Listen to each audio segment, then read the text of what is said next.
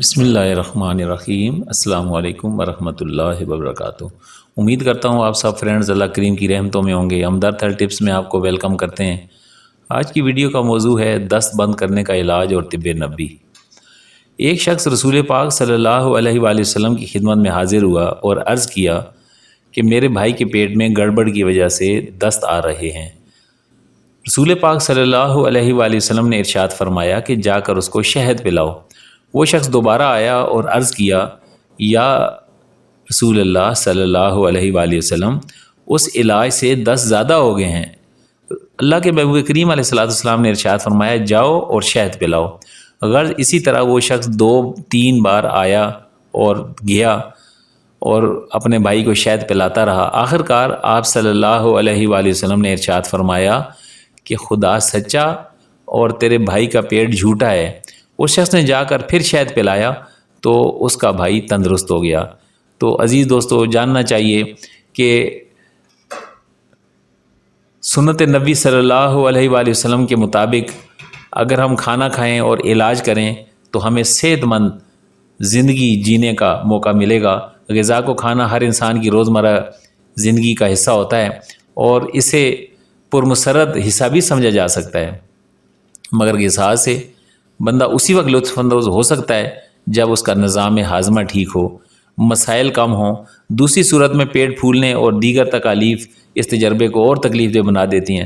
زیادہ کھانا ہو سکتا ہے نظام ہاضمہ پر بوجھ بڑھا دے اور کمزور نظام ہاضمہ ہونے پر بھیانک خواب ثابت ہو سکے۔ تاہم چند غذاؤں کو اپنا کر آپ اپنے کمزور ہاضمے کو مضبوط کر سکتے ہیں۔ طب نبی صلی اللہ علیہ وآلہ وسلم سے اگر آپ نے علاج کرنا ہے تو پھر جان لیں کہ یہ معلوماتی ویڈیو بھی آپ کے لیے بنائی گئی ہے۔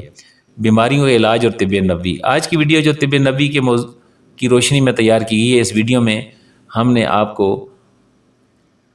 دست بند کرنے کا علاج جو ہے وہ بتایا ہے کہ بہت زیادہ دست آ رہے ہوں تو اس کے لیے اللہ کے محبوب کریم علیہ السلام نے فرمایا کہ اس کو شہد پلاؤ، اور شہد ایک دفعہ پلاؤ، شہد دوسری دفعہ پلاؤ، شہد تیسری دفعہ پلاؤ، تو انشاءاللہ تعالیٰ پھر شفا ہو جائے گی۔ یہ بات یاد رکھنی چاہیے کہ طب نبوی کا تعلق وحی الہی سے ہے، یعنی اللہ تعالیٰ کی طرف سے یہ علاج عطا فرمایا گیا ہے، اور عام دنیاوی طریقہ علاج صرف تجربے سے یا بعض حکیم نے یا حکمہ نے تجربے کو یقین کے قریب تر بتایا ہے، لیکن تجربہ ہرگز وحی کے رتبے کو نہیں پہنچ سکتا۔ اس لیے جو شخص طب نبوی کے ذریعے اپنے جسم کو بہترین رکھنا چاہتا ہے تو شخص کو چاہیے کہ پہلے وہ اپنے دل میں طب نبوی کے متعلق اعتقاد و یقین کو، ایمان کو مستحکم کر لے، کیونکہ اس کے بغیر طب نبوی صلی اللہ علیہ وآلہ وسلم سے فائدہ اٹھانا ناممکن ہے۔ اعتقاد جس قدر مضبوط ہوگا فوائد بھی اسی قدر ہوں گے۔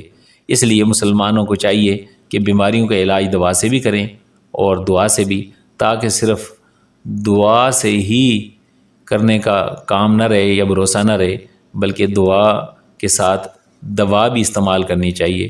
امید ہے کہ آپ کو آج کی یہ ویڈیو پسند آئی ہوگی اور آپ فائدہ اٹھا سکیں گے۔ ضروریات صحت کا علم طب نبوی کی روشنی میں جان کر آپ آسانی محسوس کریں گے۔ السلام علیکم ورحمۃ اللہ وبرکاتہ۔